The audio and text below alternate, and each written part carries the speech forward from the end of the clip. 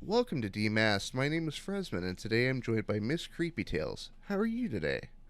I am doing very well. A little bit nervous, but very well. Well, like I mentioned earlier, we've got this mathematics quiz here for you. Oh my god. Have you brushed up on your algebra and pre-calculus? What are numbers even? Yeah, I feel you on that one. So for those of them at home that may not know, what do you do on your channel? Oh, I narrate and read creepy stories.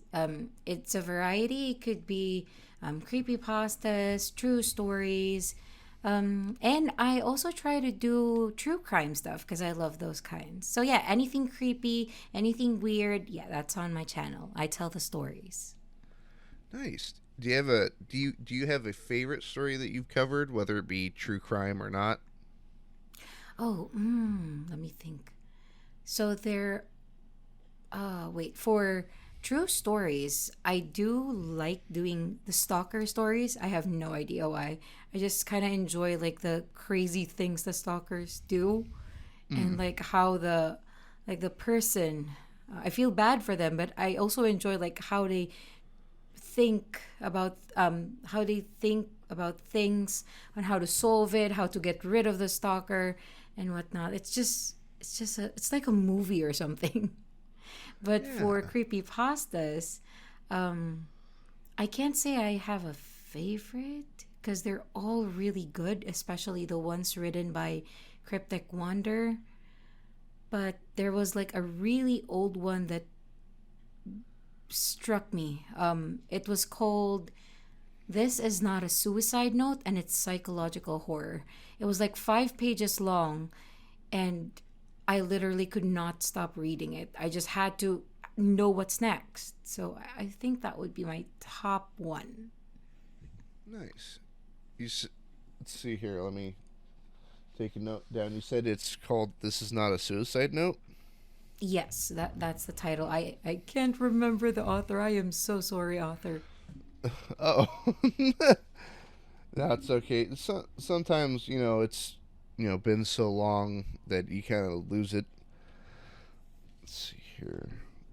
Yeah, it happens. It's all right. Well, did you ever read the book "Scary Stories to Tell in the Dark"? No, actually, no. I haven't read those kinds of books. And I'm kind of jealous and sad that I haven't.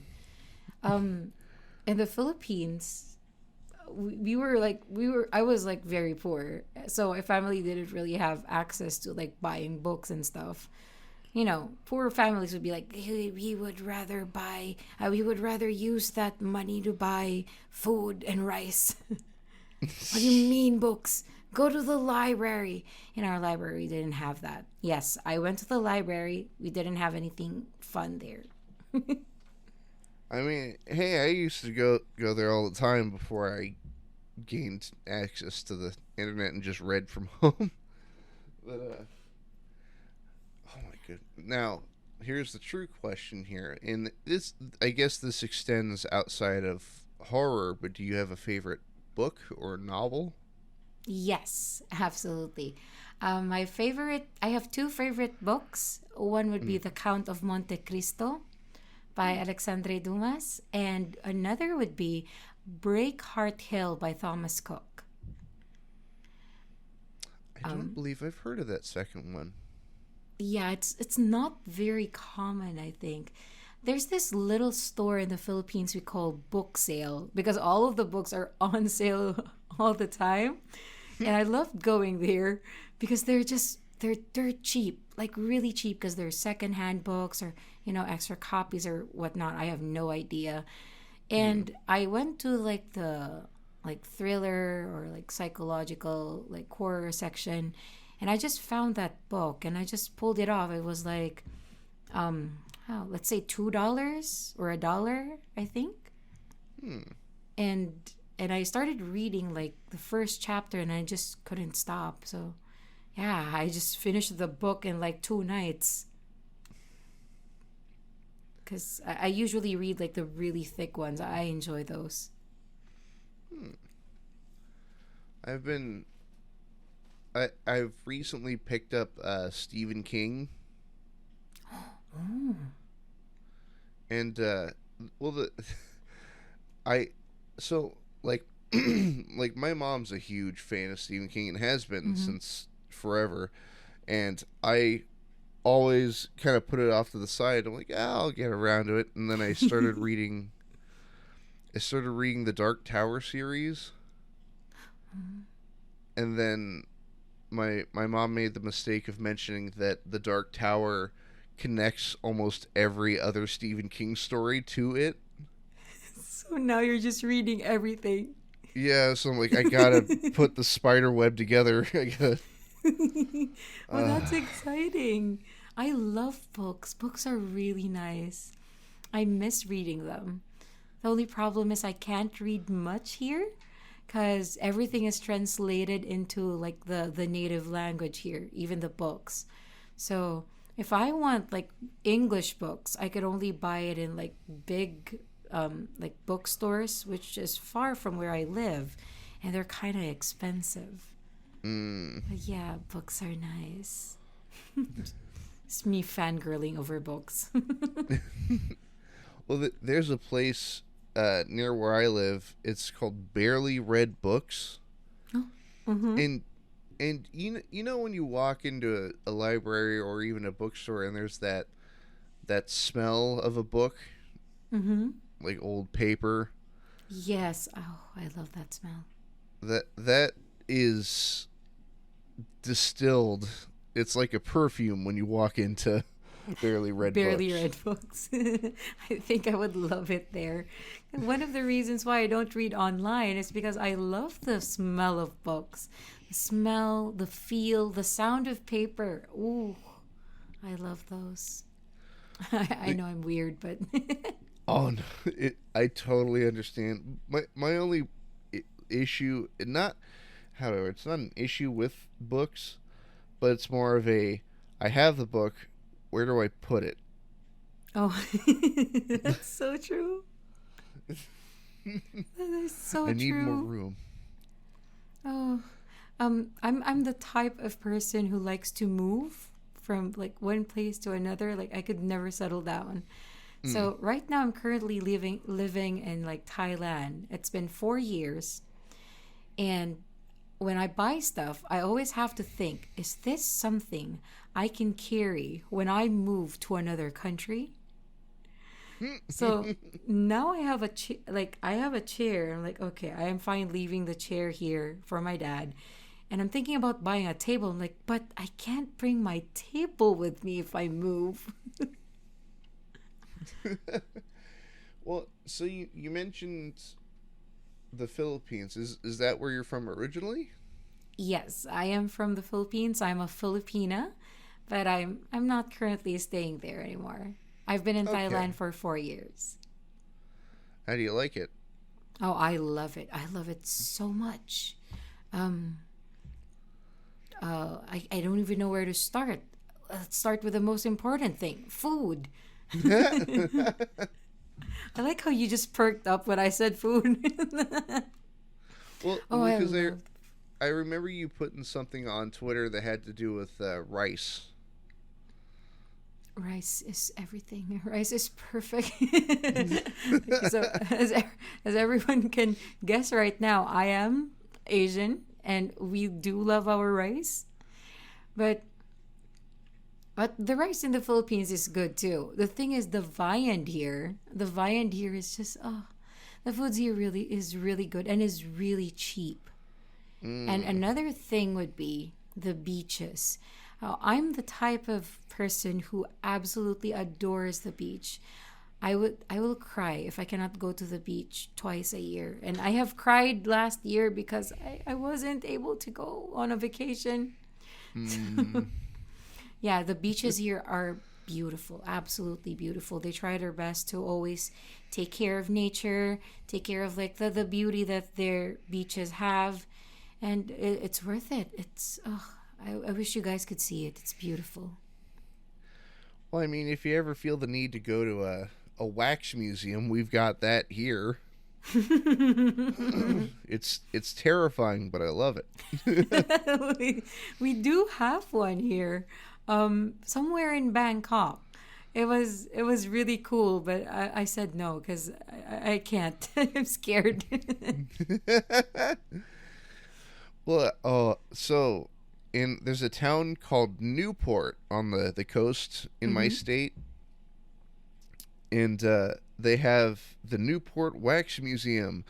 But the problem I have is I get creeped out when people stare at me, Mm-hmm. and so Oh. and so walking through an entire museum of nothing but things staring at me. Oh my god, that is horrifying. The reason why I can't do it is because, number one, it's freaking expensive. It's so Hmm. expensive here. The second thing is that I am scared of things that act like, that can be like a human being. For example, dolls. I am very scared of dolls, especially the dolls that like close their eyes and then open their eyes. Oh Whew, yeah. Mm. whew. Like the very thought of that looking like a little human being and then being hollow inside, giving it space for like anything to just come inside of it and just control it, like no thank you. How do you feel about clowns? Oh, I was about to say that clowns, mascots, no thank you. Now, I hate to tell you this, MCT, but I'm related to a clown. What do you mean? Like there's a clown, like somebody who works as a professional clown in my family. It's fine. I do not dislike them. I just do not.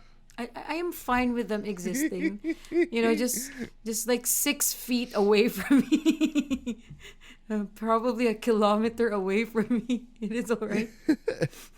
You, It can exist. It's alright. Just a kilometer away from me all the time. you just stay over there. Yeah, just stay over there, okay? You're fine. Stay over there. I well, like I'm not the biggest fan of clowns. I'm not afraid of them. I just think that profession is a strange one. I think it's cool, but like it's just strikes me as odd. Yeah, I totally get that. Oh, oh, my heart. Why, why, Fesman?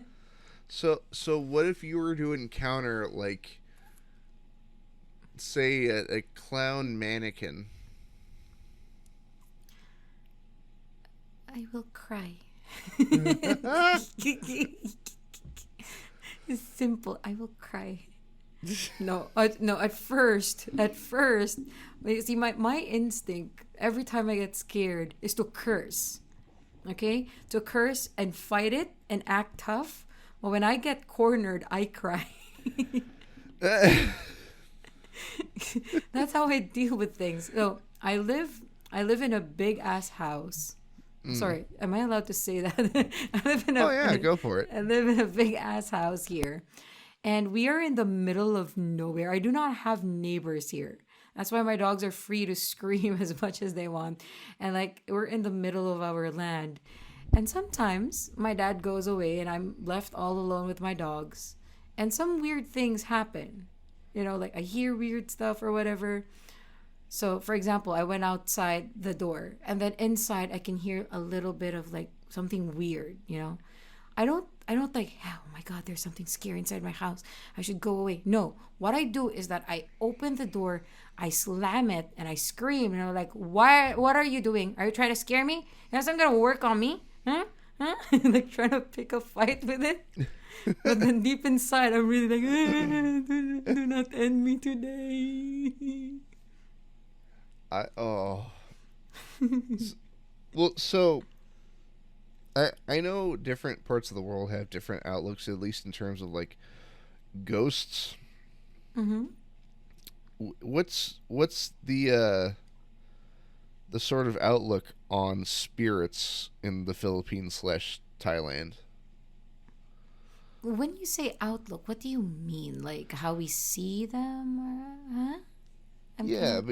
because like here in the U.S., it's very much sort of the same thing when you encounter like ghost hunting shows. It's like, oh, I saw a shadow figure or I heard footsteps or something to that effect. But then there's like the weird like if I remember, there's a version of a ghost in I want to say Japan where they have like an upside down head and they like crawl on all fours and it's all freaky.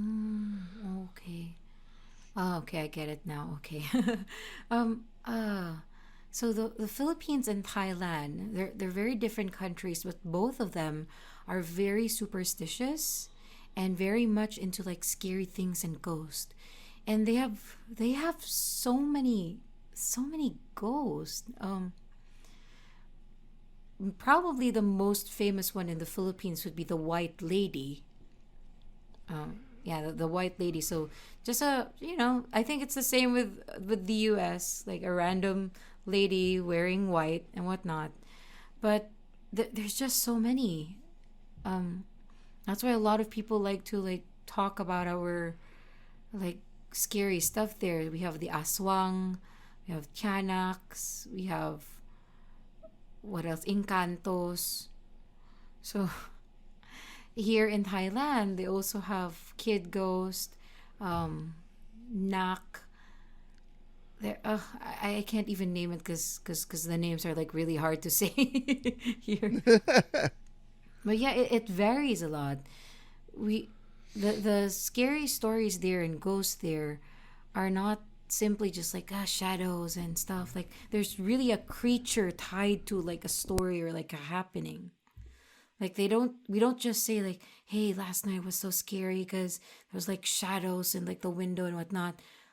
No, people will be like, no, there was an aswang last night. It was knocking on my door. So there's like a creature tied to it. I don't know if I'm confusing you or not. Oh no, But, like well how do I word it? Like I personally can't think of anything here in the US to that effect in terms of like specific ghosts because at least here it falls into very similar categories for mm-hmm. every time you hear about it it's like oh it's the ghost of some person who was wronged or it, what I always found weird is that like the ghosts are almost always malicious or mean Mm-hmm. but I want to see one ghost hunting show where it's like oh yeah the ghost is totally cool we'll just hang out with you. Yeah, I don't think we have that in the Philippines. We do have little stories of duendes. So duendes are like in English probably is gnomes. So duendes actually give luck in the Philippines. Like if you make friends with them, they will give you luck. Life will be good. You will receive a lot of blessings and stuff. But if you anger them, then you're gonna have big problems too. Other than that, I think that's the only good creature that we have there. That it's not even entirely good. There are encantos. Encantos are like otherworldly beings that live inside very big trees, and they they're very rich. Okay, in their place, so-called place, they're very rich. They have everything, the food and whatnot. But what they do is that they look for kids and they like to kidnap kids to make it their own. So there's always a mix of bad. So they're kind of good because they don't hurt you, but it's bad because they kidnap your kid, you know? Huh. If you get what I mean. So if there's a good part, it's always mixed with bad. So I don't know. I haven't heard something that's entirely good there in the Philippines. I well so I looked up a duendes and it looks to be both a gnome and a leprechaun. Mm. Oh yeah, I think I forgot the leprechaun part. Oh, it's all good.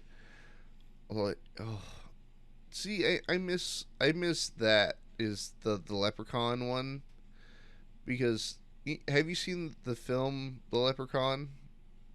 I don't think so. I don't think I have. He's essentially just killing people, He's and having so much fun, eh? oh yeah, having a blast. But I miss the more whimsical version of the leprechaun, where it's like, well, if you find his pot of gold, then it's good luck. Mm, yes. I don't think we have that. Do we have that in the Philippines? I have no idea. There is probably a version of it with gold and stuff. I think there is, but there so many versions exist for like one creature. You'll find the pot of gold, then it tries to kill you. The gold literally tries to kill you, not even the leprechaun. Oh God, I oh Haunted well, gold. Then it's another creature. like, so have are you are you specifically a believer in the supernatural? Yes, absolutely. Absolutely. Really? Have you had any what's what am I looking for here? Any supernatural experiences? Yes, very many. It's kind of weird. There are, I have had so many since I was a kid. I don't really share them unless I'm asked because, of course, there are a lot of people who are like, nah, you're just lying, you're making that up. But, you Mm. can't make these things up. So, um, I think my first supernatural encounter was told to me by my father, who is a who is not really a believer of those things, but coming from him, then you're gonna say like, hey, then that's really true because my father, who does not believe in this thing, called supernatural, is telling me that this happened to me. So when I Uh, was a kid, we lived in a very secluded place somewhere. I don't even remember. My dad was a pastor. Um, he had to go somewhere to what do you call that? Lead Bible studies and stuff. Okay, oh yeah, yeah. so yeah, so he had to do that, and I wanted to go with him, but my mom wouldn't let me. My mom would not let me go with him. So, of course, as a kid, I just cried my eyes out. I want to go with dad. And I just kept screaming and screaming. And my dad kept telling my mom, like, hey, just let the kid come. Like, it's not a problem. She's behaved. And my mom wouldn't let me. And then, like, the wind blew so hard. And there was this just big voice that came out of nowhere that said, don't let the kid cry. And it literally shook the house, shook my mom and my dad. My mom was hanging clothes. It was almost dry after the wind. That's what they said. I have no idea. I was a kid. Huh. So, yeah, that's it. Like, the big ass voice just screamed at my parents, telling them to not let the kid cry, which was me. So, they were so scared. My dad canceled. Didn't go anywhere. Went inside the house, and yeah, we started asking. Well, not me. They started asking like neighbors who were living there for quite some time already. Like, hey, Mm. what's the deal with that place? Because we lived in like the pastor's house, and they said that there was a tikbalang who lived in front of our doorstep, and that every night certain people would see that tikbalang sitting there. A tikbalang is a creature in the Philippines that likes to smoke tobacco, and it's kind of mix of a human and a horse at the same time. Huh. Yes. So, yeah, they say that he sits there, stays there, and he probably took a liking to me, and that's why he didn't want me crying. So, that's the first one, like the first paranormal thing that I've experienced. And it's been years since I've been told that, and I never forget it. But Oh even while yeah. growing up, I did have a lot of other experiences. um I don't know where to start. There's so many. I'm just probably just gonna choose one I don't know, Fresman. Go for it, man. Okay. I will. I was in this. I was in college, so this is definitely my own story, not like something told by my parents or whatnot.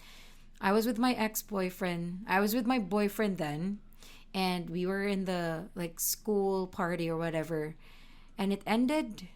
It ended at around like 11. So we decided to like, hey, let's just go back to the dorm. Let's go sleep. Going to the dorm, in college, I would pass by an abandoned hospital, which is really kind of creepy if you're walking, you're walking by it at like 12 a.m. Mm. And my boyfriend then was able to see things too. Like he could see stuff. Me, I couldn't see. I can only feel and I can only hear, you know. So while we were walking, he grabbed my elbow and he was like, walk faster. I'm like, why? Is somebody following us? And my first thought was like, hey, there's probably a robber who wants to rob us, get our phones, probably end us tonight. And I was so scared. He was like, yeah, there's someone following us, but it's not what you think. And my mind was like, oh, okay, I get it. And then while we were walking, like quickly, the hairs on my like arms and my neck like started to stand up. And then we finally got to the door. Like, oh, okay, we're home now. But then I suddenly start like feeling sick. So my mom was there. And I told my mom, like, Ma, like I don't really feel so good. And my mom was like, oh no, did you pass by the abandoned hospital again? Like, yeah. And she's like, something probably attached itself to you again. Okay, I will explain why later on. Yeah, so she said, like, hey, probably something attached to yourself again. So I was just laying there, my boyfriend beside me, and they were just joking around, talking about what happened in school, blah, blah, blah. And then we laughed. After the three of us laughed, like, that moment when you guys laugh and then you have that little silence in between Yeah. to try to take a breath? You know that? Yeah, Uh-huh. so we had that little moment. And within that, we heard a fourth one laugh. Oh my God, I'm telling this story right now, and the hairs on my arms are just standing up because I cannot forget its little female voice laughing. And my eyes automatically looked at the corner where the laugh came from, and it felt so heavy there. Like I wanted to puke because I was just really feeling sick now. So what my mom did is that, we don't have any like powers or whatever. So she literally just talked to the spirit or whatever that was, like, hey, leave us alone. We don't want anything to do with you, blah, blah, blah. And like after like 10 minutes, it probably left and I started feeling better again. So my mom reacted like asking me like, hey, something probably attached to yourself or attached to you again, is because it happened so many times in my life.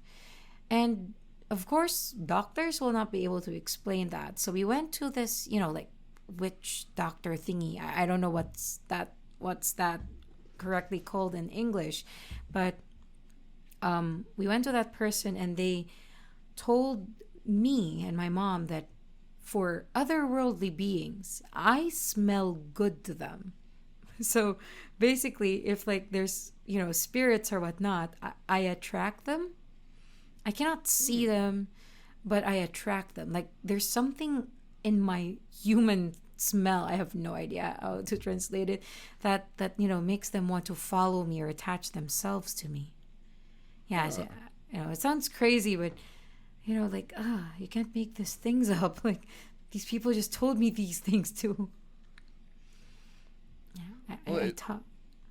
Go ahead. I'm that's sorry. oh no, that's all good.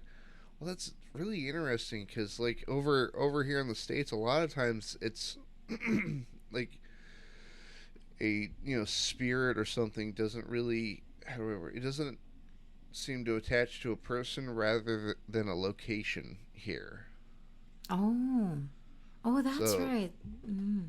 So it's like, oh, this house is haunted, not the person is haunted. It's you go to the house and you experience it. Yeah, here it's most for us in the Philippines, it's a combination of both. There are places that are just really haunted, but there are Mm. also people that are haunted. Like they just bring those spirits with them, or they just attract any spirits around when they are around in a location. Well, And I'm probably one of those. I have no idea. so what you're saying is, if you come over to the U.S., you might bring a tikbalang with you. Okay. So this speaking of tikbalang, okay. I know we've Yeah. already started talking about these crazy unbelievable stuff that I absolutely have no explanation, Sure. but there we went to another okay, my mom is very, like she likes stuff like this. And Mm. though I am a biologist, so I am kind of torn in between science and the things that I've experienced that I cannot explain. But I Sure. go along with her because I enjoy it. They're freaking hilarious and it's just freaking interesting. The mystery and the things you hear. Like, oh, I would never hear this in science. Okay. So we went to another witch doctor, and there's this witch doctor who said that tikbalang that attached itself to me when I was young, the one who told my parents to not let me cry, has followed me and protected me for years. But when I went to that witch doctor, he told me that, recently at that time, my tikbalang just died because there was another spirit that wanted to hurt me, and then they got into like a fight, and like both of them died. Hmm. So I am like, okay. I do not know how to feel about that, but I am grateful if ever that is true. But I don't know. I might just bring another tikbalang. You gotta go by that hospital again, pick up a new one. Hell no. Yeah. You Never gotta going back. go shopping for spirits. Oh my god. Like, where are you going? Just shopping for spirits, I'll be right back. I'm gonna go get followed home by a spirit, if you'll excuse me. I feel so lonely. I need someone to accompany me in my room. Just gonna look for a buddy outside. Well, so personally, I'm not the biggest believer in the supernatural. Mm-hmm. Well, but I how do I word it? I'm not willing to find out if I'm wrong. So like I won't mess with a Ouija board just in case. Absolutely. I will not touch that thing. Nope, not at all. Well, uh well while I haven't been, you know, followed home by a horseman, but I looked up photos of a tikbalang, by the way. And a lot of them are just like super ripped horsemen. Yes, they are super ripped. Like some of them are terrifying, like weird slender things, but then some of them are just like huge muscular dudes with a horse head. They are. We actually think of tikbalangs as like really ripped guys with just a horse head, and they like to smoke tobacco at the same time. They usually like to live on trees, and then, let's say for example, another thing with a tikbalang is that when you, let's say, go to a certain area, and then you feel like you've been going around in circles. Like, hey, I've been here earlier. Like, I should have been in another place. The tikbalang is playing a trick on you. It's trying to make fun of you. So how do you fight that? You take your shirt off, you turn it up like inside out, and then put it back on, and you can go to your location. Well, my first thought was when you asked how do you beat them, like just offer him a cigarette. No, Just he has a specific brand he uses. I'm sorry, Fred. just you just turn around and you throw a pack of cigarettes as hard as you can into the closest tree. Oh my god. Well, well, like like I mentioned before, I'm not the biggest believer of this type of stuff, but I did very recently have a minor interaction Uh-huh. with something that I'm not sure what it was. Oh, please do tell. What Oh happened? god. It was very simple and subtle, but it like the there's no other way to explain it, if that makes sense. Mm-hmm. Um, so recently I've been cleaning out my grandma's house, who unfortunately recently passed away. Um, Oh, I'm but sorry we to hear that. yeah it's but yeah that's a whole other Mm-hmm.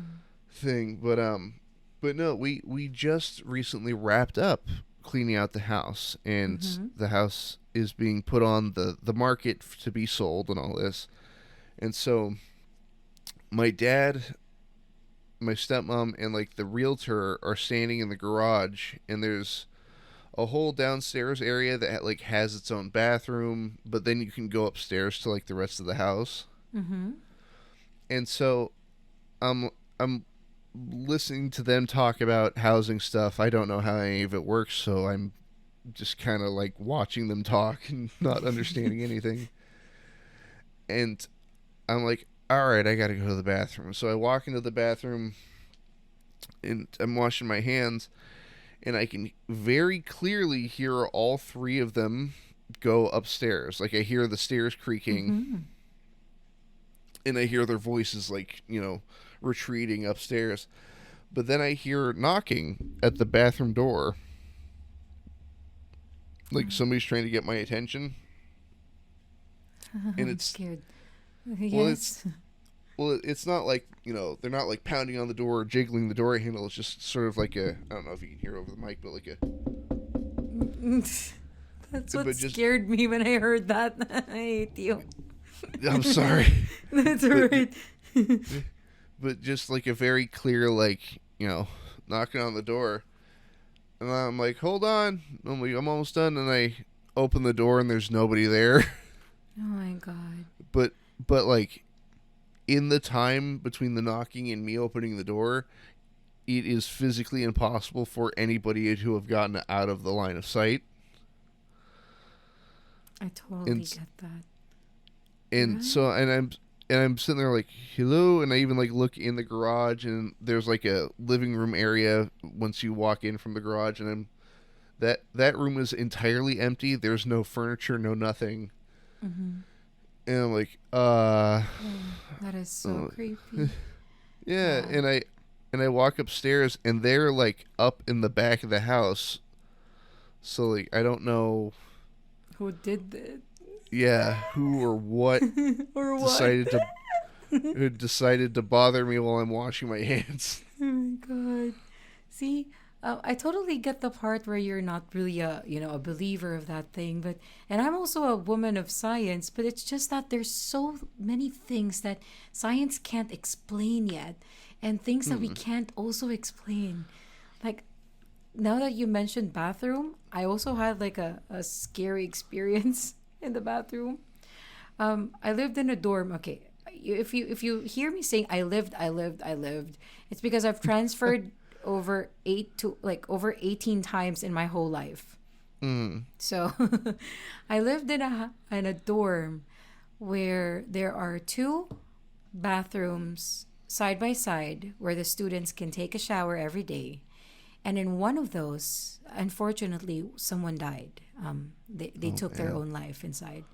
Uh, so yeah, somebody took their own life in like one of the bathrooms, and um, I took a shower. I had the earliest class on that specific day, and I took a shower, and I'm pretty sure no one was inside there because you would know if someone was inside because the light would be on, and the shower curtains would be closed, and you could Mm. like see the water flowing and whatnot. And if someone also like even if you close the shower curtain, it's just so open that you could literally like you can see their feet pass by if they're going through that certain bathroom or like, shower. And of course, I'm not gonna use that one. Being Mm. alone, I used the one beside it because there's only two. I had no other choice.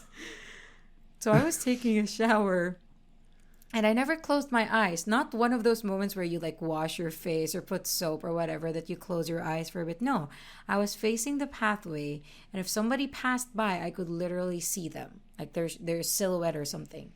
No one. When I got inside, there was no absolutely alone.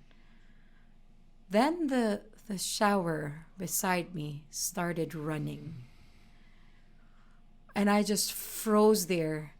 Oh my god, the hairs on my arms are just standing. Every time I remember something scary, my hairs just stand up. The shower turned on and it was running. And I didn't know how to feel. I wasn't brave at that time because I knew the history of that certain shower, and I was just like, what do I do? What if it opens? Should I just scream? I was just like so scared. And I literally just took my towel, I wrapped myself, and I covered my face. And I did not move until like the shower stopped. Like when it stopped, I just ran. And from then on, I always showered with a friend, my female friend. We always showered in pairs. I told everybody, and the next day, everybody just showered in pairs, literally, up until the time that I left. Shower in pairs. Well, whenever, like I was, while you were describing that, I just had this image in my head of like, it's not a ghost, it's just somebody who didn't know, like, using that shower. Oh my gosh. Like some people would still use it. Like we would still use it.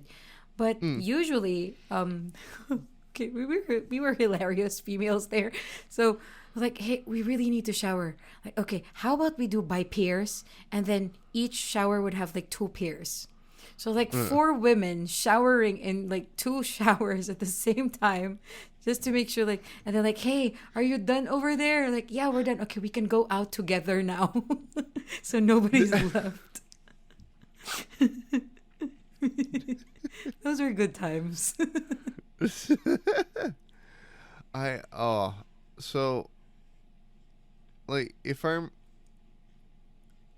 oh man, this has opened a Pandora's box for me, because I did have a experience when I was younger, a very minor one, but if I remember, it was called the Yakima Lighthouse on the coast, and I had been reading a book that said that it was like haunted, and we're of course standing outside waiting for a tour right after I read that, and I'm staring up at this lighthouse, and there's windows like kind of every floor, like every landing, and I see what looks to be somebody just kind of like lean and kind of look down at the crowd. but it's not like, oh, they're a skeleton or something like that. It just looks like a person just kind of looking down. I'm like, oh, the tour guide's already in there. And then almost immediately after that, I hear, okay, is everybody ready to start the tour? No. And I look over, and the tour guide's like unlocking the door because the lighthouse is locked. Oh no, there's already someone inside. God damn it. Yeah. And I'm like looking at my dad. I'm like, did you see that shit? And he's like, see what? I'm like, there's a person up there. And he's like, but that's closed. I'm like, but it's clearly not. And like, God. me and my dad went all the way up to the top, didn't see another person. Oh my god. Oh my god, so many moments like that. Oh man. So it are you familiar with, I hope I'm correct in saying that it probably extends to audio, but are you familiar with was it the, what's it called, the phenomenon of pareidolia? No. I've actually haven't heard of that, I think. I'm not sure. So pareidolia is essentially seeing like a face where it Oh. there isn't actually a face, but your brain's sort of like your brain's going that's a face without it actually being a face. Is it like when you look at objects and you just like make a face out of it in like your head? Yeah. Or no, that is that a different thing? Oh no, that's the same thing as like Oh, sort of okay. seeing a face in a non-human Mm. object. But I think it also extends to um like auditory senses. Like you Oh, can okay. you can hear something Here. that isn't there, and the problem I have is it happens all the time when I'm listening to music. Like I'll be listening to a song or something and like walking on the sidewalk, and then it's and I'll go back and listen to that part of the song and it's not there when I double check, but it's like a certain tone that it sounds like somebody's saying hey, Mm-hmm. like trying to get my attention. And so it's like, whatever beat or, Mm-hmm. song I'm listening to, then you just hear like, hey. I'm like, huh, what? And then tear off my headphones and look around. There's nobody. I'm like, no, what's going on? Yeah, I think I've tried that before. I just can't pinpoint a specific thing. But yeah, I think like whenever I try to listen to music, um, you kind of hear that like I feel like somebody's calling me. So I pause Mm, my music and I'm like, huh? And then there's nobody. I'm completely alone. I'm like, okay, okay. Now I know yeah. the AI has a name. I wonder if there's a. I wonder. Let's see here. Not hearing the sound of your own voice. It's hearing someone calling you while listening to music.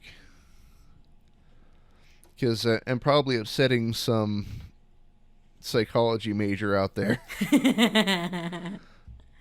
Sorry, okay, psychology major, whoever you are.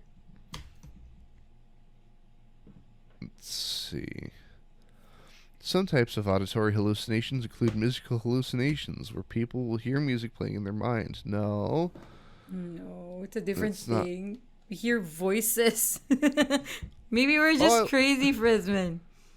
oh no, I was totally right. Great audio pareidolia. Nice. I'm glad that my blind guess has yielded results. Well, uh, I charged my laptop and it made a little like the Windows beeping thingy. Is that gonna be a problem? I'm not sure if it's gonna show on the audio. it's all right. Okay. I've had worse audio interruptions on my side. Okay, just Right. making sure because my laptop was like about to like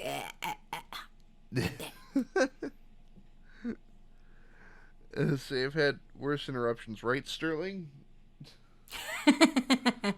my interruption is sleeping right now. Right behind my chair, my dog Mochi.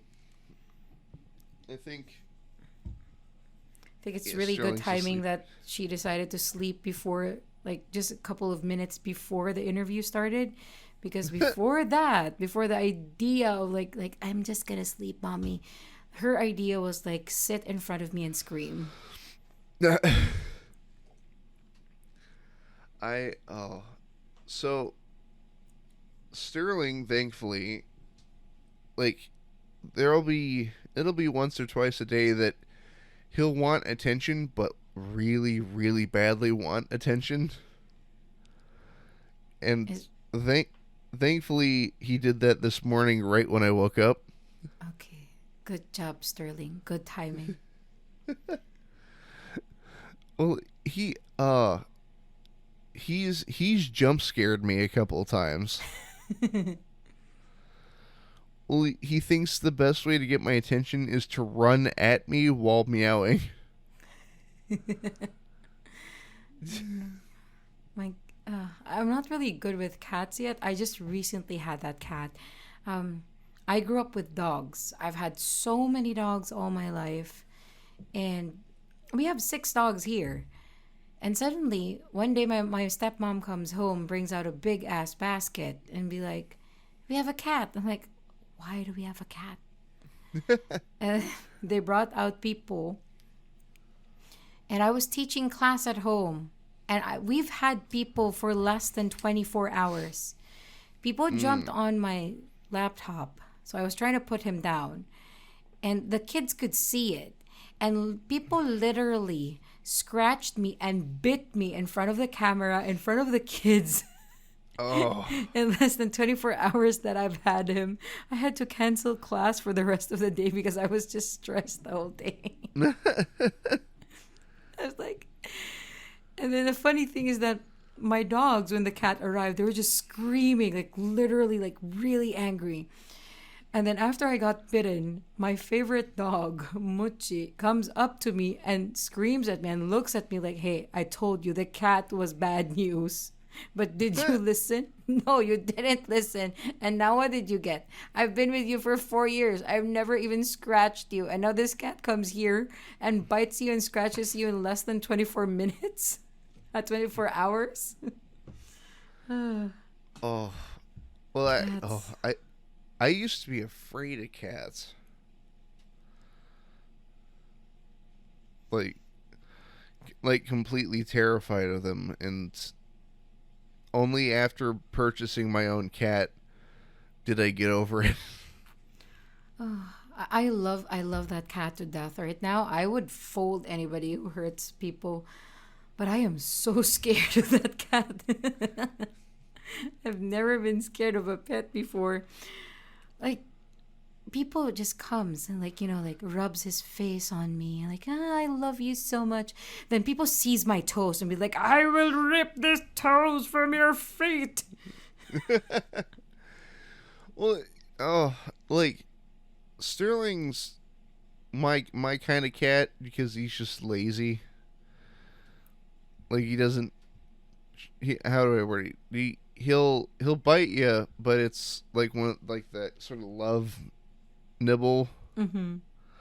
Problem is, there's no warning. Those nibbles scare me. Those nibbles scare me. I know it's a love thingy because I researched about it because I was so concerned on why people does it, but it still scares me. Like, why?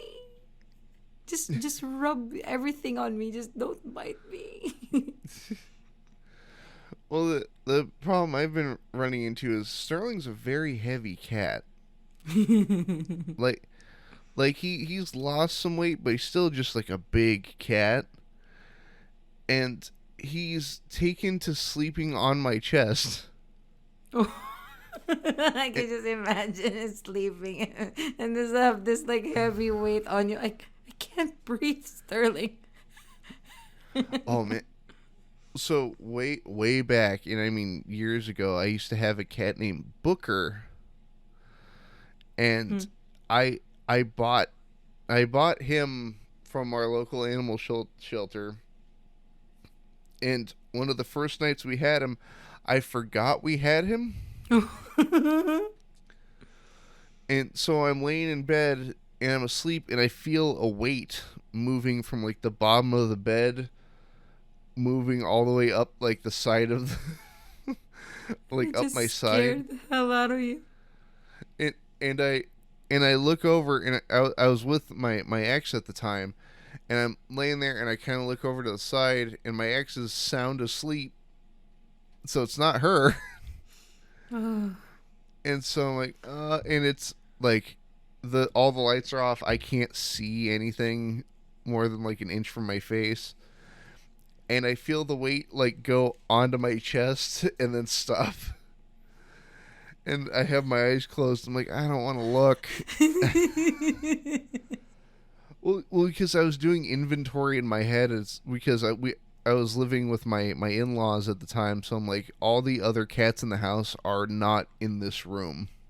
Like, and I know that for a fact. And I open my eyes, and there's Booker's tiny white face right in front of mine. I'm like, oh, okay. I have a very funny story about that, too.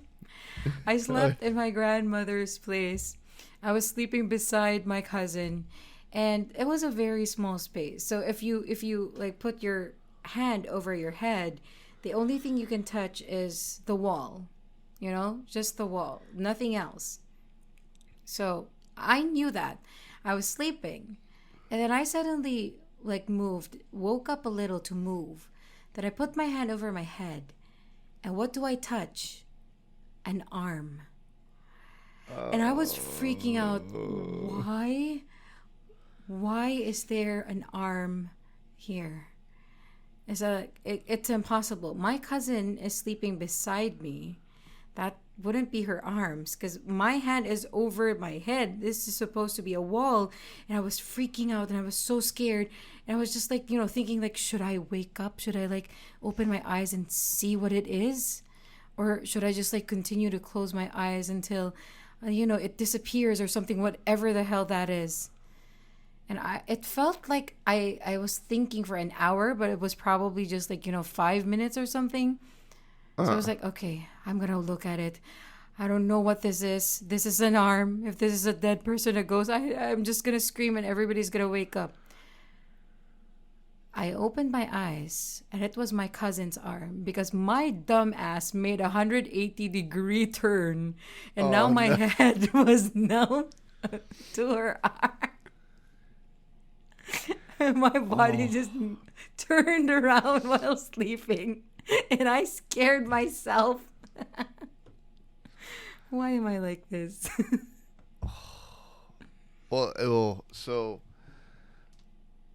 Oh man. So when I was a kid, I was staying over at my great grandpa's house.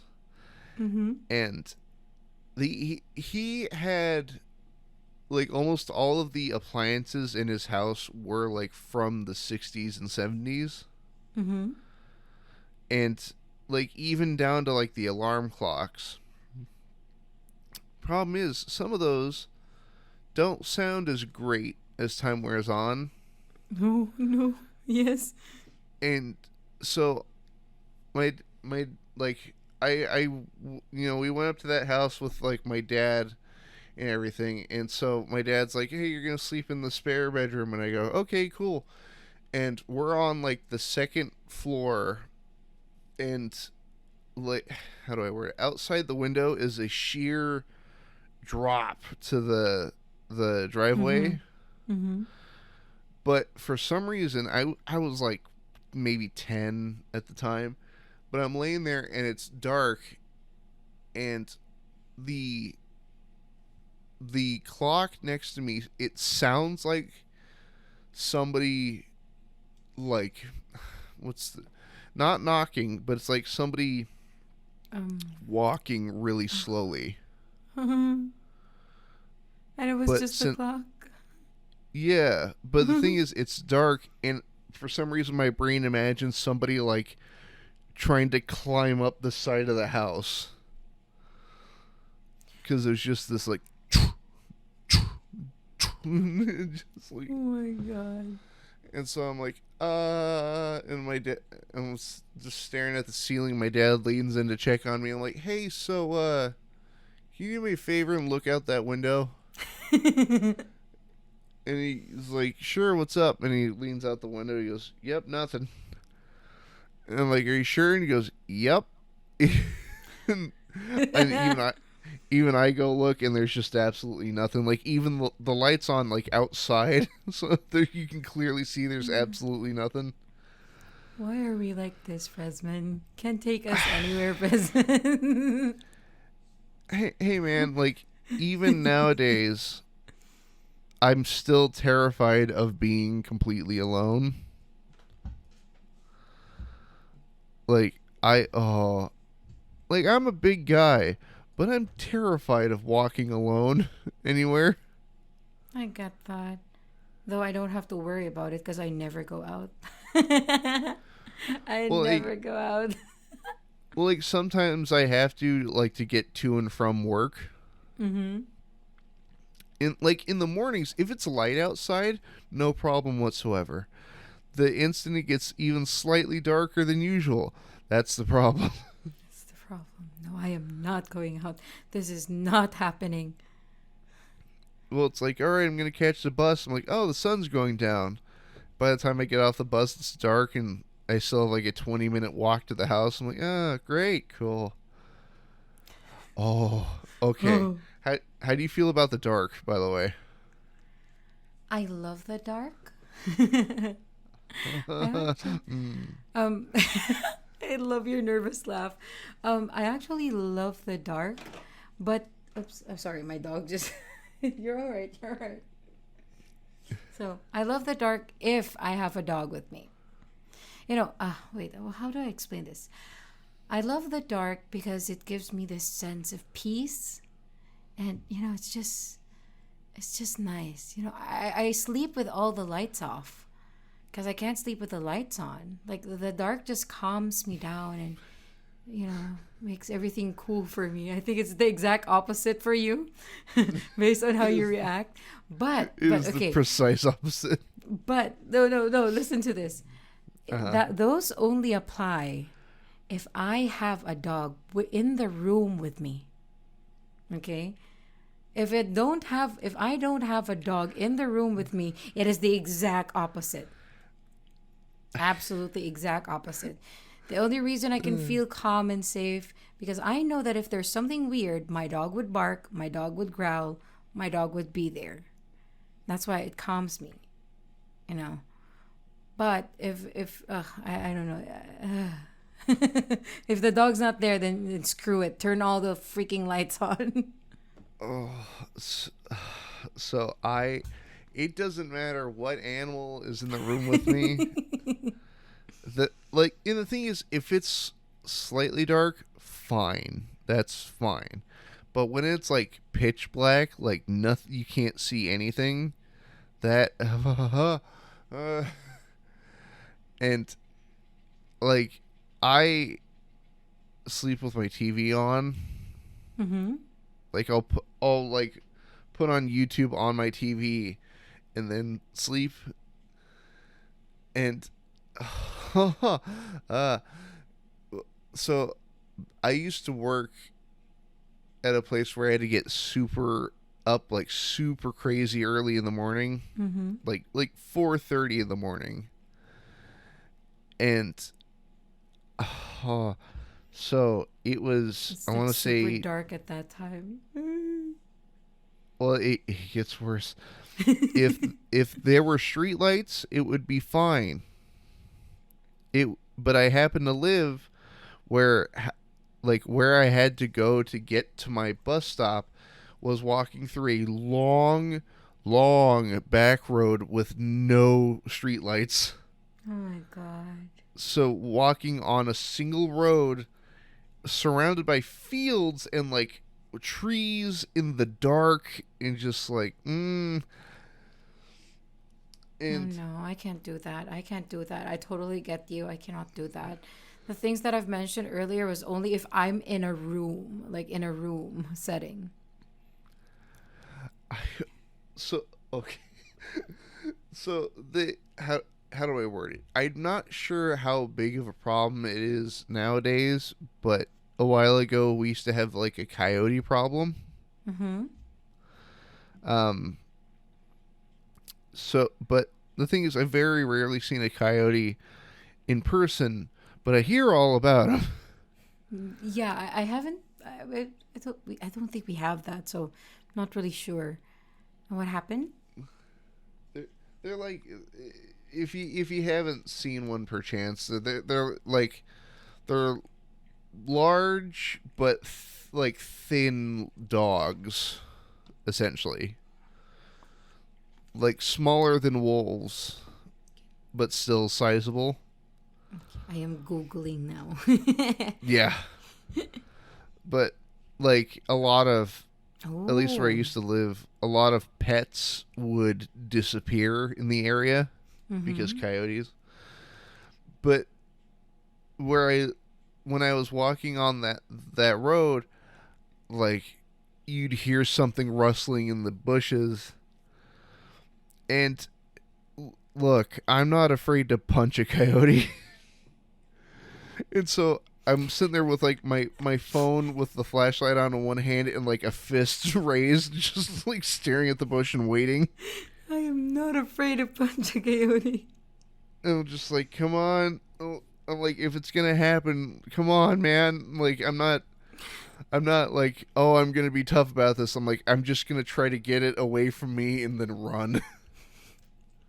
I just need to buy time. That's it. Yeah. And then I'll go. If I can scare it enough to get it the hell away from me.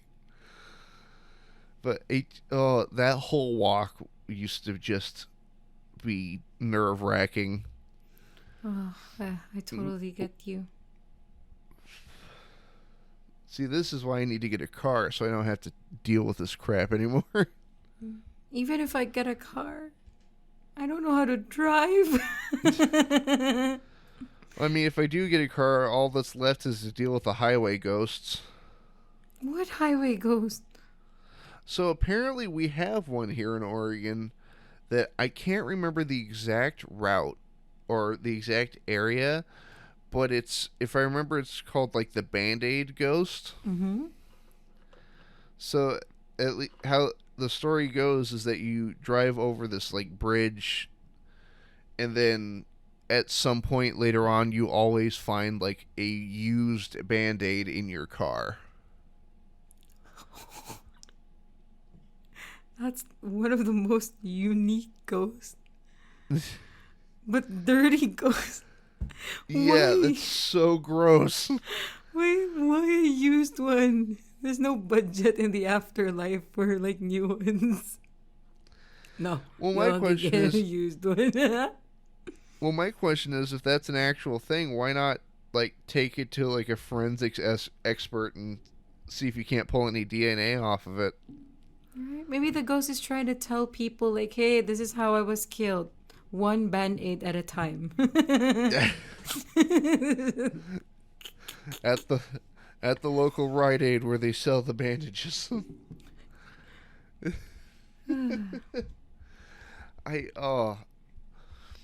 Well, there's certain places here in Oregon that are prone to superstition. Like, it's even worse because I don't know the names of these places specifically. I just know them when I see them. And we have one that's a rock. So does he leave rocks in the car? Oh no, it's thankfully this is a luck based thing. But if I remember, it's on the way up to Mount Hood. But there's a rock, so you're on sort of a highway, and it's kind of overlooking a cliff. Mm-hmm. But there's a big rock right at the turn, like one of the turns, and the idea is that when you see the rock, you stop talking, like you remain entirely silent until you are out of that's range. So cool. Why? What happens? If I remember it. If you talk, it's bad luck. Okay, I thought like somebody's gonna like jump out and like you're gonna die or whatever. well, no. The first time I ever encountered that was spooky because nobody explained it to me. So we're like, I'm talking to a couple buddies of mine. I'm like, haha, video games and whatnot, and then I hear everybody in the car just suddenly get really quiet. I'm like, what's going on? My friend's like, shh, we're almost there. Oh. We're almost at the rock. Close your mouth. Yeah. Just shut up. It's gonna throw rocks at us. This is the cousin of the Band-Aid ghost. Just leave randomly. Oh my god. Solving murder cases one Band-Aid at a time. I can't get over it. Sorry. Oh my god, I want somebody to make a movie out of this. Oh my god, the ghost just leaves. Yes, just leaves a Band-Aid. Like, I'm gonna leave Band-Aids in everybody's car that passes by here until somebody brings this to a DNA whatever to have it checked. I oh Hmm. I wish I could say, is it the it's called the Bandage Man. Oh, it's by the beach. That's where it is. Oh my god, I love this. What was the one? There was I like looking up urban legends, and I want to say it was like the Bunny Man. If I want I think I've to, heard of a bunny man. Yeah, I think I've heard of that. but from what I heard, it turned out to be an actual thing. Not the story itself, but like there was a guy who was there. Oh, just Like wearing a it bunny wasn't suit. or something like that. Urban legends, Fairfax County, Bunnyman Bridge. Oh, that looks. I don't like that. I don't even want to open it. It's just one of those big concrete bridges with like a hole through it. Oh, okay. I don't like that. I don't like bridges like that. They scare me. Have you seen the movie Absentia? No. So I'm that very bad at movies. I only watch anime. nice. The Absentia has to do with one of those like concrete tunnel under a bridge type of paths. And like since then I can no longer look at those the same. Oh my god. I love how movies sometimes just destroy how we look at things. Junji Ito has destroyed so many things that I look at. Junji Ito's fucking amazing. I love that guy. Oh my god. I love how Junji Ito and like the other, like the Ghibli creator are like compared to each other. Because Junji Ito in real life is like flowers like blooming around him, like a very colorful and fun artist. And then you see his art and you're like, damn. Well, and then I heard that he started doing horror manga to get over his fears, but then it didn't work. oh god, I love that guy so much. And then the creator of Ghibli, like what was his name? Mia. I don't remember. Like in real life, he's like Miyazaki. so gloomy. Yes, and he's like really gloomy, like like the doom of men, blah blah blah blah. And then his drawings are like flowers and Totoro and and No Face and Mononoke. right. It's like, oh my god, I even like saved memes of that because I love it so much. What was the? It was, I want to say it was the forest spirit from Mononoke. Oh my god, I literally just found memes to send you. Nice. See? Oh, I'm afraid to look. No, they're really good ones. Yeah. Today, all of humanity's dreams are cursed somehow. And then his art is like Totoro and like two kids with an umbrella and a leaf on his face. It's like the look on Junji Ito's face. Junji Ito doing a cat pose, but the drawing is like so horrible. So scary. Have you read Cat Diary? Is that the one where the woman becomes a cat? Or no, is it the cat world thingy? If I remember, it's oh god, I don't remember things anymore. Junji Ito's the full title is Junji Ito's Cat Diary, Yon and Mu. Oh, okay, it was Junji Ito. And by the looks of it, it's drawn like his horror comics. Mm-hmm. But it's from like the perspective of his cats, like watching him and his girlfriend. And so like So like they're like cute little cats, and then he's like, here, let me pet you, and he like looks like a monster trying to pet the cat. Oh my gosh. I'm looking at it right now and I just see his cat carrying a very scary spider. Like, I love this. Oh my god, why is it expensive? I want to buy it. me, me too. I want to buy it so bad. Look at the cats. They're horrifying. Or here I got a photo for you. Like he draws himself like his monsters is the best part. Here I sent you one. I'm going to gobble your smoochy moochy. Just this horrifying nightmare. I love this guy so much. Oh, I love him. One of his stories that I can never forget. I don't know. It wasn't. I don't know. I just really can't forget about the girl who became a slug. Like, have you seen that episode? Oh god. Think so.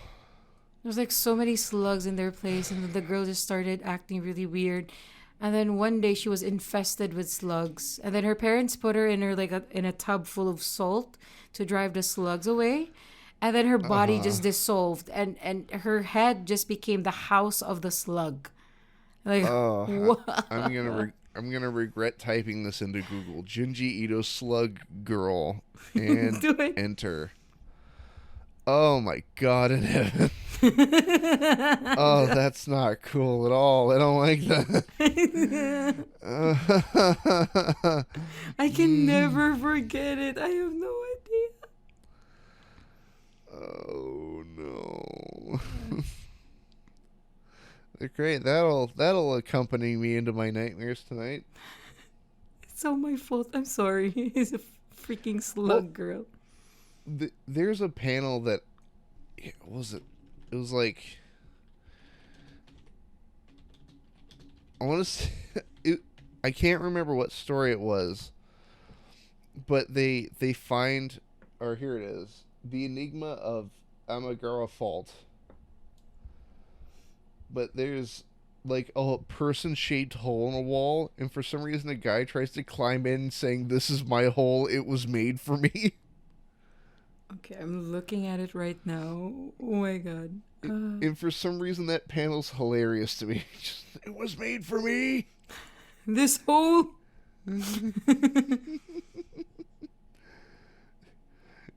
And for anybody at home who's a fan of Junji Ito and has read the story and is probably yelling at me right now, don't worry, I have no context. I don't know what's going on. Oh my god. But have you if you like Junji Ito's scary stories and stuff, there's another one that I would like to suggest if you haven't seen it. Yamishibai. Have you seen that? I have not. So Yamishibai is like a collection of short scary stories in Japan, and the art is really unique because they use paper. So you can Google. I don't know how to describe it. It's just like paper. They draw it on the paper, and then they like move the paper with like sticks or something. But it's really creepy. The ambience, it's so nice. It's so nice. And there's so many episodes. Kind of like shadow puppets? Yes, something like that. What was the book I recommended earlier? Scary Stories to Tell in the Dark. There we go. The artist who works on Scary Stories to Tell in the Dark has this wonderful look to everything. And it looks disgusting, but you can tell what it is, if that makes sense. Mm-hmm. Like it's like this obtuse nightmare of a photo, but then you're like, oh, okay, that's what that is. Oh yeah, I'm looking at it right now. Here's a favorite. Incent. Oh my god, I'm sorry. This is adorable. I have no idea why, but I'm looking at this and I'm like, this is so cute. Look at its massive head. Look at its limbs. I have no idea how many it has, but it has many, but it is cute. Look at the eyeball. So there used to be an image, and this goes hand in hand with like the being afraid of things staring at me. But here, I'll send it. I'll send it to you here. But and future me in editing, like you might maybe put it up there, maybe. Oh Maybe, God, this but is horrifying. well, so that face in the print version of the book takes up an entire page, Oh my God. and so you're reading the story, and then you flip the page, and then that face is there, and I, for the longest time, could not look at that face. Imagine reading Like, at 2 a.m. Well, like I remember reading it in school, and I had to like take another like a separate sheet of paper and like slide it into the book and then cover it and then read the other page. Ugh. I just imagine myself like laying on my bed because that's usually where I like reading. Laying on my bed, like my lights are like kind of dim. It's like, really involved in the book. And then I open that page and I'm like, ah! Oh, that was horrifying. I do not like that photo. Or for me, it's like I'm at school where you think you'd be safe, and then you flip that open and you're like, ah! Yeah. They're really Not good at big... this. Well, it's funny because a lot of the stories are, how do I word it? Like, some of them are actually really good scary stories, and some of them are even like humorous. Like there's one that involves cats called Wait Till Martin Gets Here.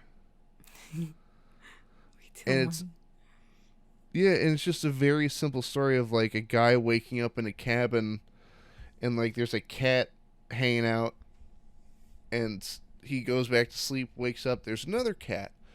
And one cat turns to the other and goes, "Do we do it now?" And the first cat answers, "No, we gotta wait until Martin gets here." And like it keeps going back and forth, and every time the guy falls asleep, he wakes up, there's a new cat.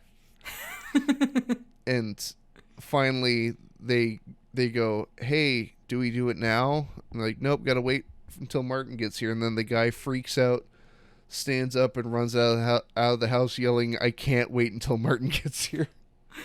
Who the hell is Martin? Exactly. I want to know who's Martin and what's taking him so long. Why do they need to wait for Martin? I have so many questions. What happens when he gets there? What happens if he doesn't get there? What happens to the other guy? Will the cats ever stop? I have so many questions. Oh. Oh, God. I love that so much. No, we gotta wait until Martin gets here. Yeah. Do we do it now? No, we have to wait until Martin gets here. I am literally searching for that Martin. Wait till Martin comes. Oh my God, these cats look horrifying. And there's so many. Yeah. Look at their eyes. Like the one on the far, like, the right side is the one that bothers me the most because it's got, like, human shoulders. Yes. I don't like that. I'm not a big fan of that.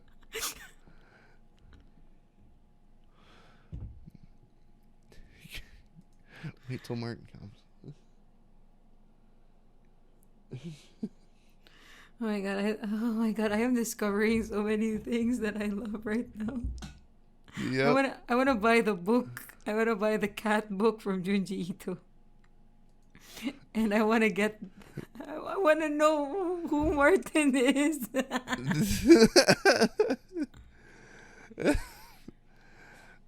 Like the whole book is worth reading because it's just a collection of short stories. I have so. I would never. I would take forever to finish it, because I would like after reading one something like that, I would just sit there and just like ponder on it, like, who the hell is Martin? When will Martin come? Why do they need Martin? Well, Happens if Martin doesn't arrive? Does the cat? Do the cats multiply? Will they ever go away? they're like amoebas. They just split. But Like, like so there was a movie that came out, I want to say a year or two ago, that's based on the book Scary Stories to Tell in the Dark. But it only uses like a handful of stories.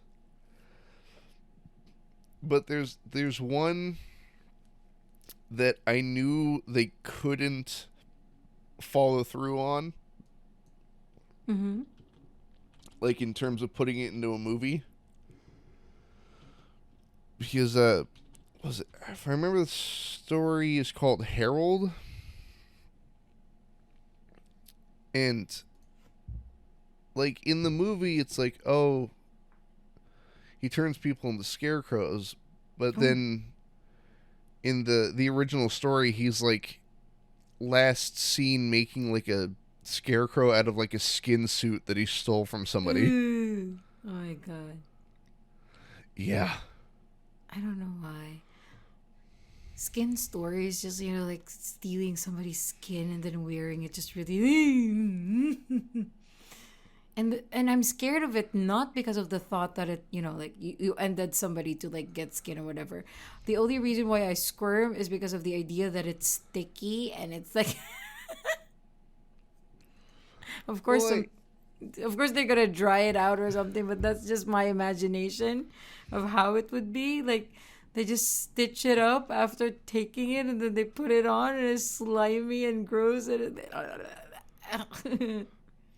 like, so I've seen an interaction on Twitter. Speaking of skin, it, it I Wait, are for you the life. talking about Meat Corpse? Yep. They I don't know what they want. want you to surrender your skin. Yeah, that's all I ever see from them. Just surrender your skin. Okay, so oh my god, I have seen that person on Twitter, randomly commenting on like surrendering the skin, and I've thought it was weird, but then someone I know on Twitter who was like a really not good person was like making up like bad information or fake stuff, and nobody Sure. noticed it because because people knew that that person is like they really like to steer issue and whatnot. But then I Good. see in the comments Meat Corpse is there asking that person to surrender their skin. Oh no. Oh no, that automatically earned a like and a follow. Or, oh my god. And from then on, me, Spookaria, Adam, and all the others just love Meat Corpse. Absolutely love Meat Corpse. But I actually beat him up the other day. I was talking about rice. I was talking about rice and food and stuff. And Meat Corpse said something along the lines like, "We will wait until you surrender," or whatever. And then I just first told him, "Surrender your rice." He was like, oh god, I love that Did he guy. I have no respond? Did he have any idea. rice? He responded with something that I don't remember. Let me look for it. Oh, I love that guy so Oh much. no. Meat Corpse. Who is that guy?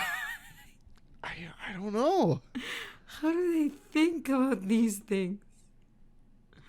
It's like the blah blah blah is waiting for you to surrender your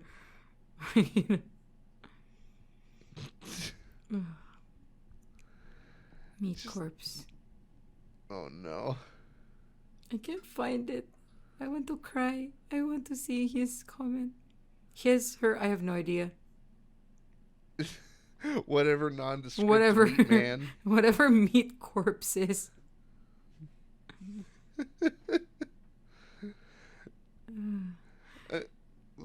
Now that's a terrifying question to ask. Not like what is this? It's more of a what are you? What are you, meat corpse? Literally, what are you? Why does it gotta be like this? I can't find it. I'm getting sad. Oh no. Okay. So I posted a video about how Filipinos or like Asian people love rice, like how we react to rice. And I said like Miss Ricey Tales, and then Meat Corpse said no meat, and I was like surrender your rice, and he was like trade negotiations.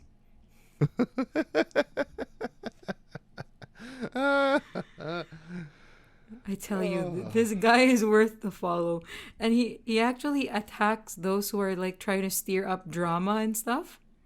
Mhm. So rather than making the issue big, Meat Corpse is just there. Surrender your skin.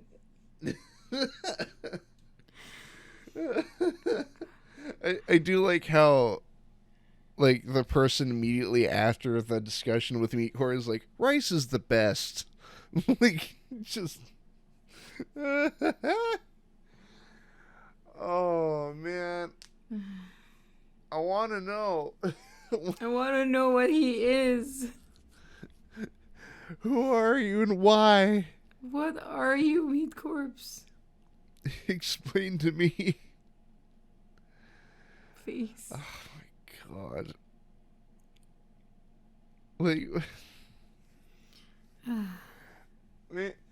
you know what? We've gone through several topics, like just to get to here.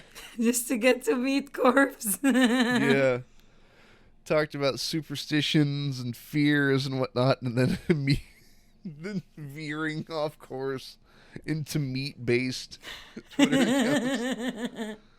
That's a good thing about this interview. It's very random. Yeah, there's Oh no my- plan here. who the hell plans stuff? Only adults do that. Well, I used to write. Excuse me. I used to write questions for guests, but then it it wasn't too much work to get to the questions, but it was difficult to like veer back onto course. Yeah, I think it's nice if you just go with the flow and stuff. Yeah. Especially when you talk to me because I am very random and I just talk about different things and I just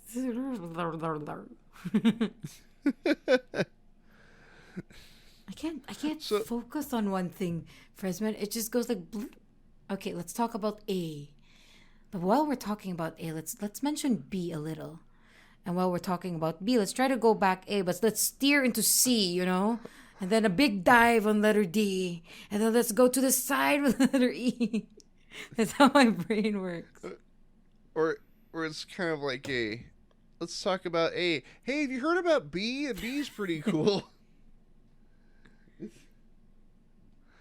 Oh my And God. then oh, B is pretty cool. But did you see what C was doing? Twitter account C. God.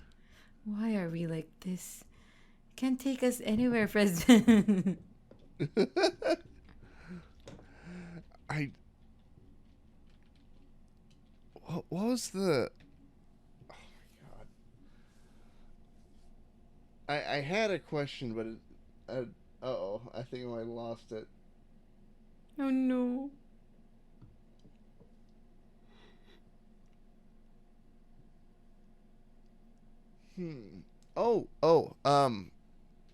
So to slightly, and I mean slightly, Mm-hmm. veer back on the chorus, what made you want to start a YouTube channel?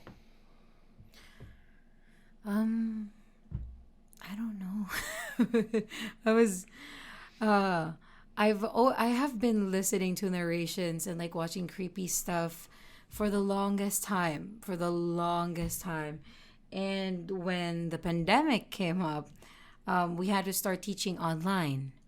So I had to buy a mic. I had to edit videos for school. So secretly, I have a channel that shows my face and that, teaching stuff and whatever. Yeah. Mm. So I had that. And um, I was like, hey, I have things now that would help me make videos. And I kind of know how to make videos now. So why not, start doing my narrations too? Like if they can do it, I have this thought, like if they can do it, I can do it too. So Hmm. yeah, I try to go on Reddit, and like it was my first time on Reddit. Try to ask permission for stories, and then yeah, I got my first video out. It was horrible, and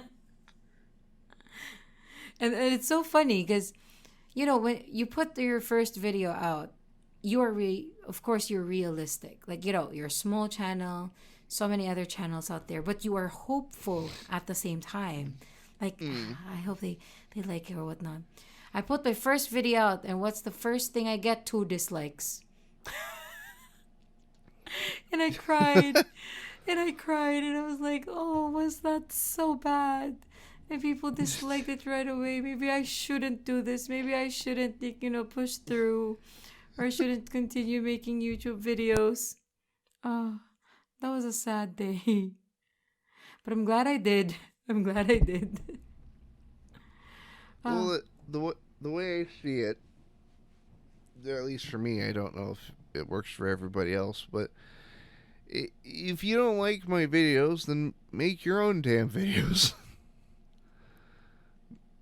right. like, if you don't like what you're seeing, make something that you want to see. And I'm also the kind, like, when I watch videos on YouTube and I don't like it, I don't dislike it. Like I just get away from the video. I just exit, unless Yeah. the video is like really bad, like it's talking about the like issues that we have right now, like people rude, or like they're just being mean or whatnot. I will dislike it. But if it's just like, hey, I don't like this person's voice, I'm just gonna go ahead and leave and then look for another video. Yeah. Yes. Like, what was it? Well, like back when I put my first video out, I didn't know how to edit at all, and so it was just kind of like, if I remember, it's an Overwatch video, like gameplay, and it's just like 20 minutes of gameplay, and then it just ends really suddenly.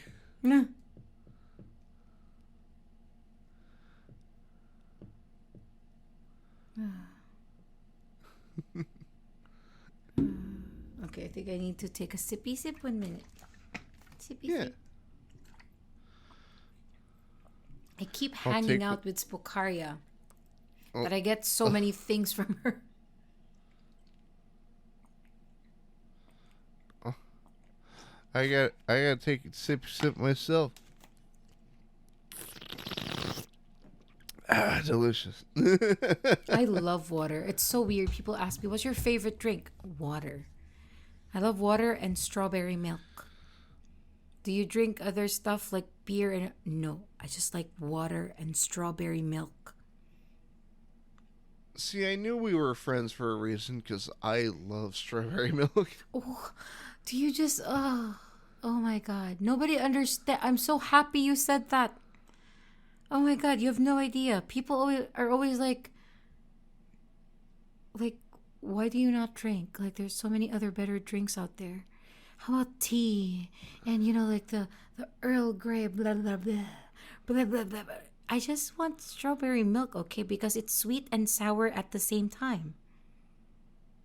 Oh yeah. Well, like strawberry milk's good. They used to have like, it was like vanilla milk. Vanilla milk? Isn't milk Yeah. vanilla already? I'm No, so it's just milk. confused. But well, I mean like actual like vanilla flavoring that you could get for it. Like vanilla ice cream, you know? Yes. but I couldn't tell you where to get it nowadays. I don't think I've had that. But yeah, every week I always have one, like a liter of it. Strawberry milk. Oh, I love strawberry milk so much. I am just imagining it right now. I can't buy because I can't go Yeah. out. I'm stuck at home. Uh, well, it's funny because I got stuck sitting here imagining it too. I'm like, that sounds really good right now.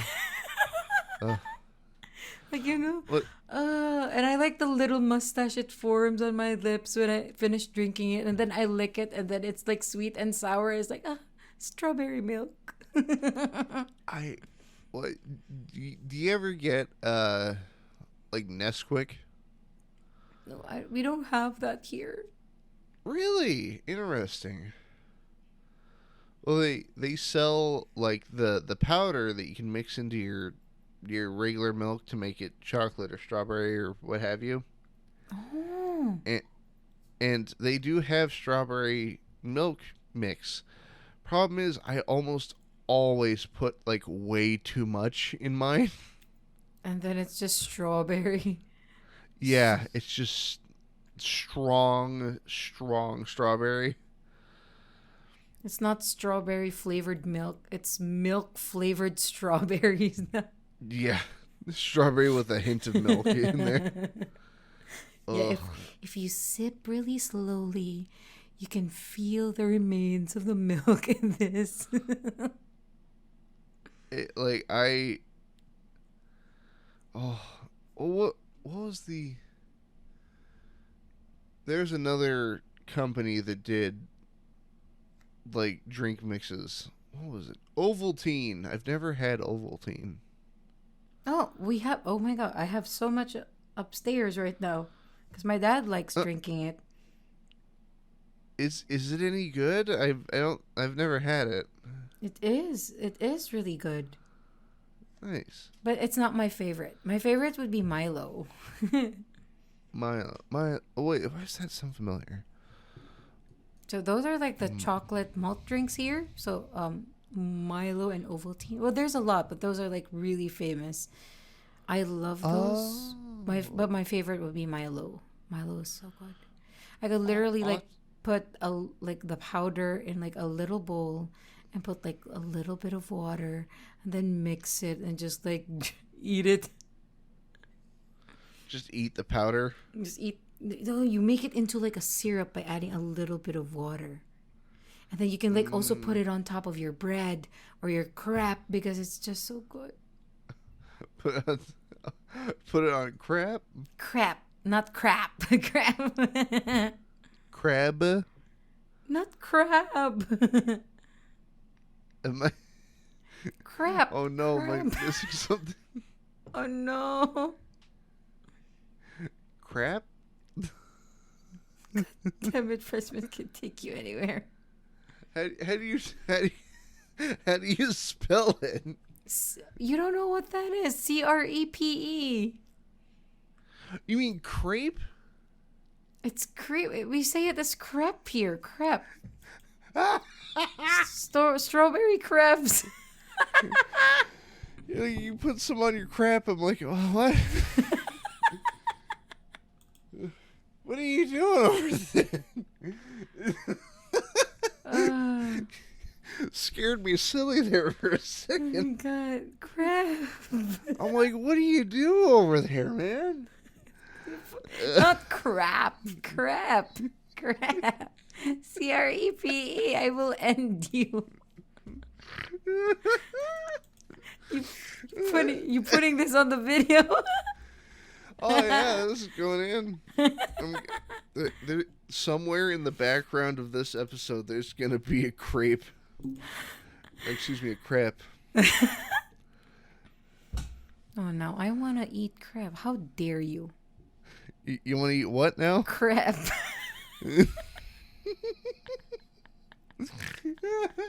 I'm sorry, I'm not trying to poke fun. No, it's all right. There's so many things that are pronounced differently here too, so I totally get that. See, you say we say strawberries, right? Strawberries. But the way we say Yeah. it here in Thailand is not strawberries. In the Philippines, we say strawberries, but here we say sataroberi. Huh. Sataroberi. Interesting. Sataroberi. Sataroberi crap. So I've had people from like neighboring states mispronounce Oregon. Organ. They're like Oregon. I'm like, no. Oregon. Or sometimes people just say Oregon. Oregon. You want to go to Oregon? Yeah. I'll drive over to Oregon. I'm like, no, it's Oregon. Or I got in a long argument with somebody because we have what was it? We have a street here in Portland called Cooch Street. Why is it already funny? But it's spelled couch. Oh. Like Couch, couch. And I admit, yes, it's probably pronounced cooch, but I refuse to say it correctly. It is alright. Like, you're given the like I'll go out of my way to mispronounce it. I'm like, yeah, you gotta take a left up here over on Couch. Couch Street. Do it.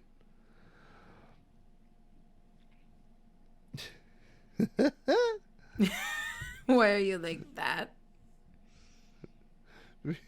Because I have to. Somebody's got to do it. Somebody's got to be the goofball, and it's going to be me. Oh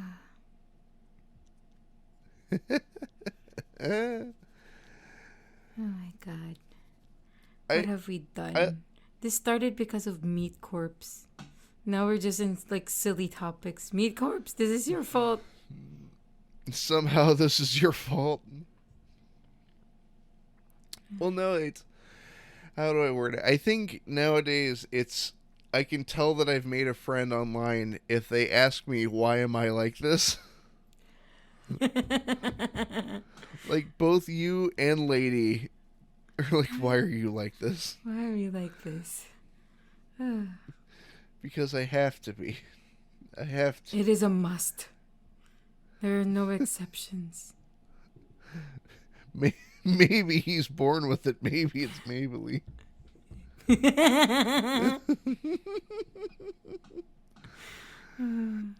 Oh. I'm going to have to try this Milo stuff. I'm looking at photos of it. Milo. Choco listo. I love Milo so much. I should... Oh my god, no, I'm on a diet. I should not. Hey man,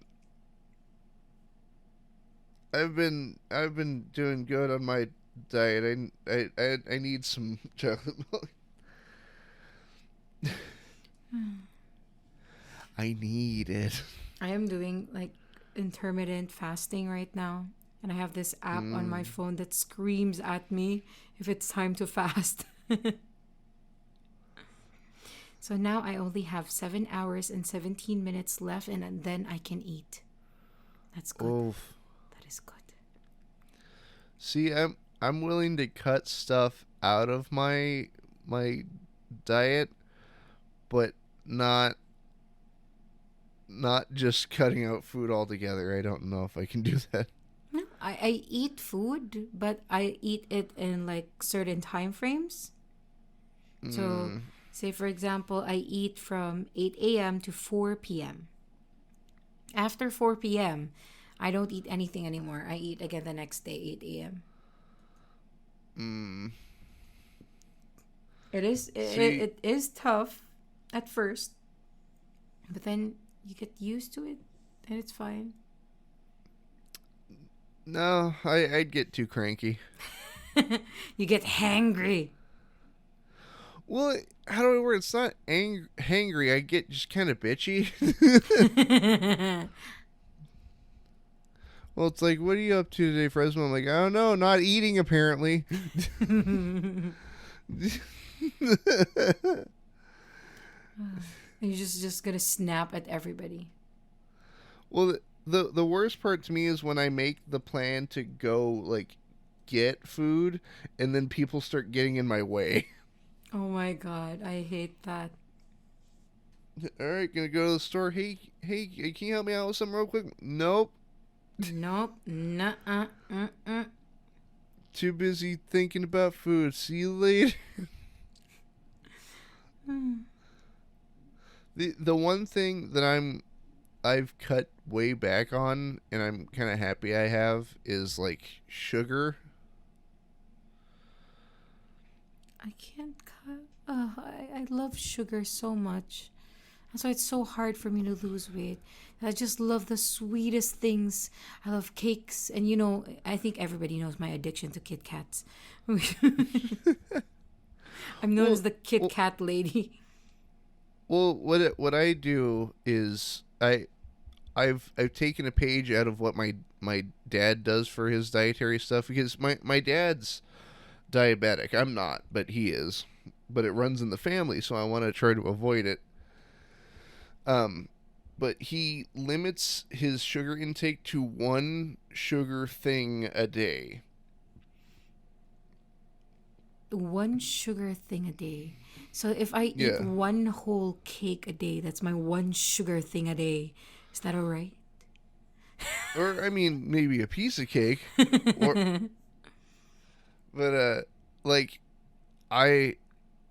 But I think for me that's a lot easier than like just trying to completely cut it out. Because it's like, okay, I've already had like a piece of candy today. Like, I'll avoid sugar for the rest of the day. Yeah, I don't cut my sweets and stuff though. Like I still eat and I still eat what I want to eat, but the only thing is during dinner time, I have a hard time controlling my rice. I literally eat so much rice during dinner time, so that's why fasting is helping me. Well, I mean, have you? Are you going to start subsisting entirely off of rice? Am I gonna start what? I'm sorry. Just eating nothing but rice? No, I have to eat rice and a viand. I don't eat rice alone. I always have to have a viand. Viand? Okay, I'm trying to bring that word up because I have spoken to so many Western people and I say that I have viand and rice and everybody's just confused. What the hell is a viand? And Google. Yes, Google. It would literally give you a meaning that comes from the Philippines. It gives me a song by a band called Stunticon. How did you spell it? Viand. Oh, I put END. Okay. Viand. Oh, Viand. Okay. Where are my glasses? It just says meat. What? Okay, so on the dictionary it would say Philippines. Okay, number 1 it says archaic, an item of food. And number 2 it would say Philippines, a meat, seafood, or vegetable dish that accompanies rice in a typical Filipino meal. A sumptuous lunch of rice what are you It literally just says noun 1, meat. That's the dumbest. Where did you Google that? That's the worst Google ever. I literally looked up viand meaning. Here. How dare you? How dare I? What do you... That's the... look at it. An item of food. Okay, so Filipinos don't eat rice alone, okay? We have to have viands to pair up with the rice. That is not So a something complete. to accompany it. Yes, of course. So you either have. We have a million viands at home. Even here in Thailand, rice is not eaten as rice alone because that's freaking weird. Nobody does that. But we have a viand. We only So eat what? rice as rice alone if we mix something into the rice, like we put flavor in it. But if it's Mm, just plain rice, no, there should be a viand because you're a freaking weirdo if you don't have a viand and you're eating rice. so what is your favorite viand to put with yours? That's so hard. There's so many. Um, I like. Oh my god, there's so many. I like masaman curry. I'm very good at that. I actually like different kinds of curries. Butter chicken, green curry, red curry, masaman curry. Um, I like inununan. Oh, okay, your heads are gonna spin now. Inununan, it's a fish dish, and it's sour and spicy at the same time. Ooh. Bangus, pinirang na bangus is also one of my favorites. So it's basically the national fish of the Philippines, the milk fish cut in half and deep fried, and it's very delicious. Pinirang na bangus. So yeah, those are my favorite viands. Actually, there's so much more. I'm just gonna mention a couple because I like food. I love Mm. food. Who doesn't? No, I actually No. know somebody who doesn't like food. Now I'm hungry. Right? I have a friend who doesn't like food. Like he just eats food to survive. But it's not really like he eats because he's interested and he wants it and it's yummy. No, he just eats to He like eats because survive. he has to. Yeah, he eats because he has to. It's the weirdest person ever. I have a feeling that that person would be at home in like a weird, dystopian future where it's like, here's your protein shake that's all you get for the day. And that person will be totally fine with it. Okay, no problem. Thank you very much. I appreciate it. It's actually really Here's your great. nutrient cube. Oh my God. Oh, that's a bad sentence I just said. I don't like that. I don't like that at all. Here's enjoy your nutrient cubes. Oh my God, you can hear Ugh. my chicken now. I'm sorry. That would surely be recorded. It's 12 It's a.m. okay. Yeah, it's 1 a.m. That's why.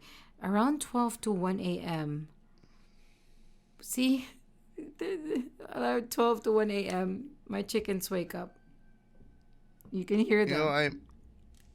I'm I completely for a moment there I completely forgot about the time difference. Oh, yeah. It's like 1 a.m. here. So Oh to the people in who will listen to this, please do know that I have chickens, and the people in my streams and videos know that I have chickens and ducks and dogs and cats. So yeah, they are present, and you will hear them a lot. I used to have a guinea pig way back when, and I can't remember what video it is, but you can hear my guinea pig right at the end of one of my videos. Wait, what sound does a guinea pig make? It's that like wheat wheat wheat wheat. Guys, we have Fresman trying guinea pig sounds on Yep. this very.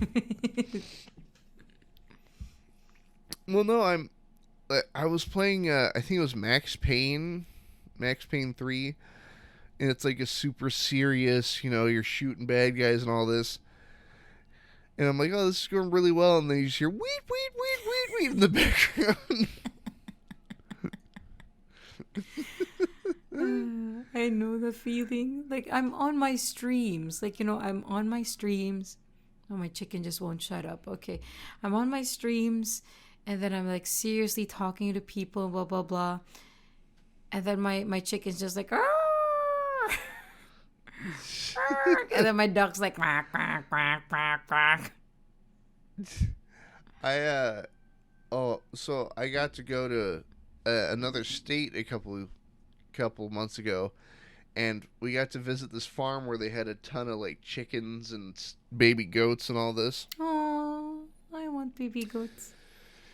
And it was so their chickens, they didn't crow, like a rooster, Mm-hmm. but they'd make that like really quiet, like the bark bark bark bark. Yes.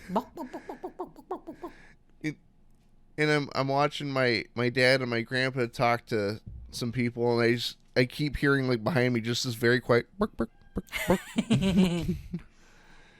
And I look back, and it's just one lone rooster, and he's like pecking bugs off of the car we showed up in. Oh my god, I love chickens, but my chickens hate me. Apparently, because I do not feed them. So they only love my dad because it's my dad who feeds them. I don't have any, but I would love to have pigeons. Oh, why pigeons though? I don't know. They're my favorite bird, and I'm not even particularly a fan of birds.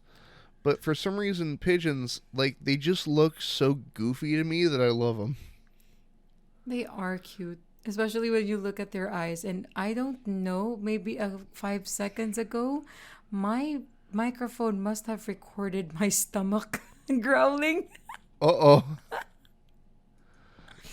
Oh no. Oh no. I literally tried that before, like I was recording for a video and then it just recorded my stomach growling, so I had to redo that line. Oh no. It's because I'm fasting and I'm really okay, oh my god. I love this interview. It's just hilarious. Oh my god, my stomach again. Well, oh geez, we just crossed the 2 hour mark. Ooh, nice. Oh my goodness. But, well, you know what? Since you mentioned it's like 1 in the morning there, and it's almost 10 a.m. for me. But, you know what? I think with that, we will call this here interview to a close. But, Miss CreepyTales, this has been fantastic having you on. I'm glad you think so. And then when you look back into this, like while editing, you're gonna be like, "Oh no, why did I invite this woman?" God damn. Hey man, I haven't regretted an interview yet. Let me break that record. Yes, there's a first for everything. I will be the first. But Miss CreepyTales, thank you so much for coming on. You're very welcome. This has been fantastic. Do you have a video that you are particularly fond of that you'd like to see in the description of this video? Yeah, there's actually a video that I worked really hard on. I'm not sure though if people would be comfortable with it because it has like trigger warnings of like violence and stuff.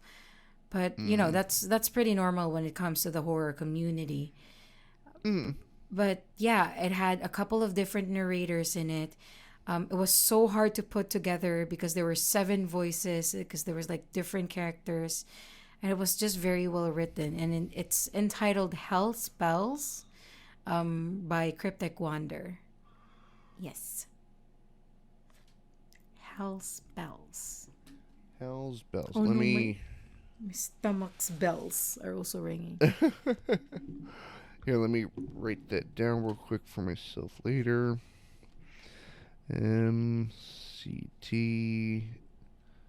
Hell's Bells You said by Cryptic Wander? Mm-hmm. By Cryptic Wander. Fantastic. And there will be a link to that video and your channel in the description below this video. And thank you, wonderful party people at home, for sticking around to the end. If you have, I very much appreciate it. But thank you again, MCT. You're very welcome. And to close...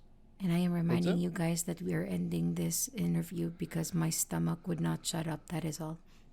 Oh my God. Yeah, totally. But I have one last question for you before we leave. Yes, go ahead.